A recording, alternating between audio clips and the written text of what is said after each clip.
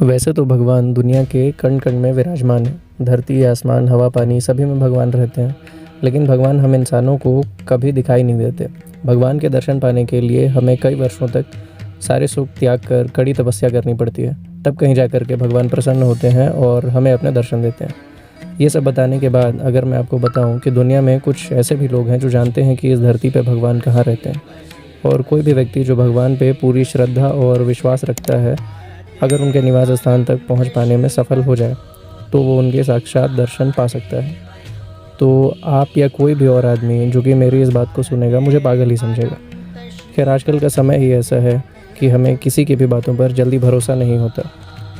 लेकिन ये वीडियो पूरा देखने के बाद आपको मेरी बातों पर पूरा भरोसा भी हो जाएगा और आपको आपके हर सवाल का जवाब भी मिल जाएगा। और अपनी बात को सही साबित करने के लिए वीडियो के अंत में मैं आपको एक ऐसा सबूत भी दूंगा जिससे कि आपको मेरी बात पे पूरा विश्वास हो जाए। दोस्तों, अगर इस वीडियो पर आप लोगों का अच्छा रिस्पांस आया, यानी कि अच्छे व्यूज़, अच्छे कमेंट्स और अच्छा वॉच टाइम आया, तो मैं अपनी अगली वीडियो एक ऐसे कबीले के बारे में बनाऊंगा जो कि आज तक पूरी दुनिया से छिपा हुआ है। और यहाँ हर 41 साल के बाद हनुमान जी स्वयं आते हैं और लोगों में अपना दिव्य ज्ञान बांटते हैं। इस कबीले के लोगों को खुद हनुमान जी ने एक ऐसा मंत्र सिद्ध करके दिया था जिससे वो जब चाहें हनुमान जी को याद करके उनके दर्शन पा सकते हैं और अपने सवालों के जवाब भी उनसे पूछ सकते हैं। हनुमान चालीसा की एक पंक्ति है, चारों जुग प्रताप तुम्हारा है प्रसिद्ध जगत उजियारा। यानी कि चारों जुग में हनुमान जी के ही प्रताप से जगत में उजियारा है।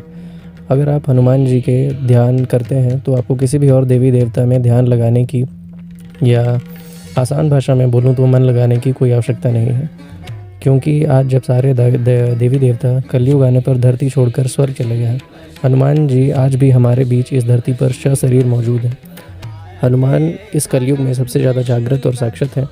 कलयुग में हनुमान की भक्ति ही लोगों को दुख और संकट से बचा पाने में सक्षम है। आप में से बहुत से लोग किसी बाबा, देवी देवता, ज्योतिष और तांत्रिक के चक्कर में भटकते रहते हैं क्योंकि आप अभी तक हनुमान जी की भक्ति और शक्ति को नहीं पहचान पाए हैं। अब मैं आपको बताता हूँ कि हनुमान जी कहाँ वास करते हैं। कलयुग में जहाँ जहाँ भगवान श्री राम का कथा कीर्तन इत्यादि होते हैं, वहाँ हनुमान जी गुप्त रूप से विराजमान रहते हैं। सीता जी के वचनों के अनुसार अजर अमर गुण निधि सुत हो, करहु बहुत रघुनायक छो। यानी कि यदि मनुष्य पूर्ण श्रद्धा और विश्वास से हनुमान जी का आश्रय ग्रहण कर ले तो फिर तुलसीदास जी की भांति ही उसे भी हनुमान और श्री राम के दर्शन होने में देर नहीं लगती। हनुमान जी कलयुग में गंधमादन पर्वत पर निवास करते हैं, ऐसा श्रीमद् भगवद गीता में वर्णन आता है। उल्लेखनीय है कि अपने अज्ञातवास के समय हिमवंत पार करके पांडव गंधमादन के पास पहुँचे थे। तब भीम सहस्त्र दल कमल लेने के लिए गंधमादन पर्वत के वन में पहुँच गए थे, जहाँ उनकी मुलाकात हनुमान जी से हुई थी और हनुमान जी ने उस समय भीम का घमंड भी चूर कर दिया होगा। ये सारी बातें हम सब ने महाभारत में देखी भी हैं। गंधमादन पर्वत का उल्लेख कई पौराणिक हिंदू धर्म ग्रंथों में भी हुआ है। महाभारत की पुरा कथाओं में भी गंधमादन पर्वत का वर्णन प्रमुखता से आता है। हिंदू मान्यताओं के अनुसार माना जाता है कि यहाँ की विशालकाय पर्वतमाला और वन क्षेत्र में आज भी देवी देवता रहते हैं। पर्वतों में श्रेष्ठ इस पर्वत पर कश्यप ऋषि ने भी तपस्या की थी। गंधमादन पर्वत के शिखर पर किसी भी वाहन से नहीं पहुंचा जा सकता।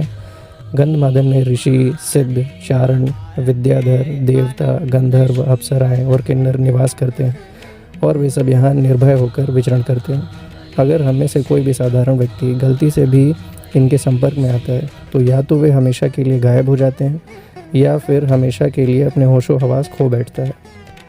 अब मैं आपको बताता हूँ कि वर्तमान में ये गंधमादन पर्वत कहाँ है। इसी नाम से एक और पर्वत रामेश्वरम के पास में स्थित है।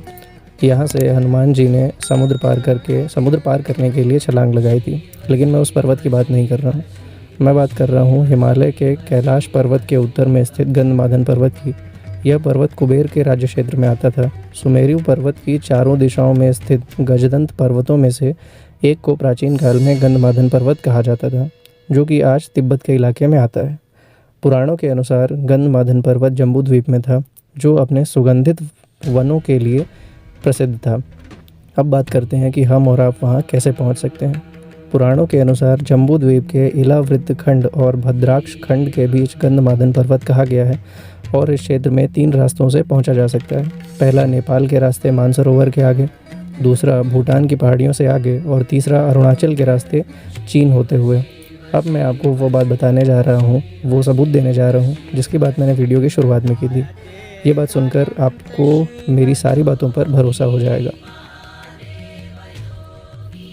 हनुमान जी सिर्फ भारत में ही नहीं बल्कि दूसरे देशों जैसे कि इंडोनेशिया, कनाडा, कंबोडिया और अन्य जगहों में भी हनुमान जी के मंदिर हैं और वहाँ के लोग इनकी पूजा भी करते हैं। ये तो बात हुई विदेशों की। अब मैं आपको बताता हूँ भारत के एक ऐसे महान कवि के बारे में जिसके बारे में पूरी दुनिया जानती है। आपने और हम सब ने महान कवि श्री तुलसीदास जी के बारे में तो सुना ही होगा, जिनका जन्म 15वीं शताब्दी में सन 1511 में उत्तर प्रदेश के चित्रकूट जिले में राजापुर में हुआ था। तुलसीदास जी हनुमान जी के परम भक्त थे। अपनी भक्ति के बल पर तुलसीदास जी ने हनुमान भगवान के दर्शन भी प्राप्त किए और उन्हें हनुमान जी से कई सारी सिद्धियां भी मिली थीं, क्योंकि आप और हम सब जानते हैं कि हनुमान जी अष्ट सिद्धियों और 9 निधियों के स्वामी हैं। तुलसीदास जी को हनुमान जी की कृपा से ही प्रभु श्री राम के दर्शन भी प्राप्त हुए थे। कहा जाता है कि जब तुलसीदास जी ने हनुमान जी से प्रभु श्री राम के दर्शन करने की इच्छा व्यक्त की तो हनुमान जी उनकी बात को टाल नहीं सके और तुलसीदास जी को बताया कि भगवान राम लक्ष्मण जी के साथ समय समय पर चित्रकूट आते रहते हैं। जब उनके आने की जानकारी मुझे होगी उस समय मैं वृक्ष पर तोता बनकर बैठा रहूँगा और जब राम और लक्ष्मण आएंगे तब मैं आपको संकेत दे दूँगा। हनुमान जी की आज्ञा पाकर तुलसीदास जी चित्रकूट के घाट पर बैठ गए और सभी आने जाने वालों को चंदन लगाने लगे। जब राम और लक्ष्मण आए तो तुलसीदास जी गाने लगे, चित्रकूट के घाट पे भई संतन के भीर, तुलसीदास चंदन घिसें तिलक देत रघुबीर। हनुमान जी के वचन सुनते ही तुलसीदास जी प्रभु श्री राम और लक्ष्मण को पहचान गए और स्नेह से उन्हें निहारने लगे। इस प्रकार तुलसीदास जी को भगवान प्रभु श्री राम के दर्शन हुए। तुलसीदास जी के बाद आज तक किसी को भी हनुमान जी के दर्शन प्राप्त नहीं हुए, क्योंकि लोग उन्हें सच्चे मन से याद नहीं करते हैं। याद करते हैं तो सिर्फ अपने स्वार्थ के लिए, और भक्ति में स्वार्थ के लिए कोई जगह नहीं होती है। हनुमान जी आज भी हमारे बीच रहते हैं और जो भी सच्चे मन और साफ मन से हनुमान जी को याद करता है उसे हनुमान जी ज़रूर अपने दर्शन देते हैं, जिस बात का सबूत स्वयं तुलसीदास जी हैं।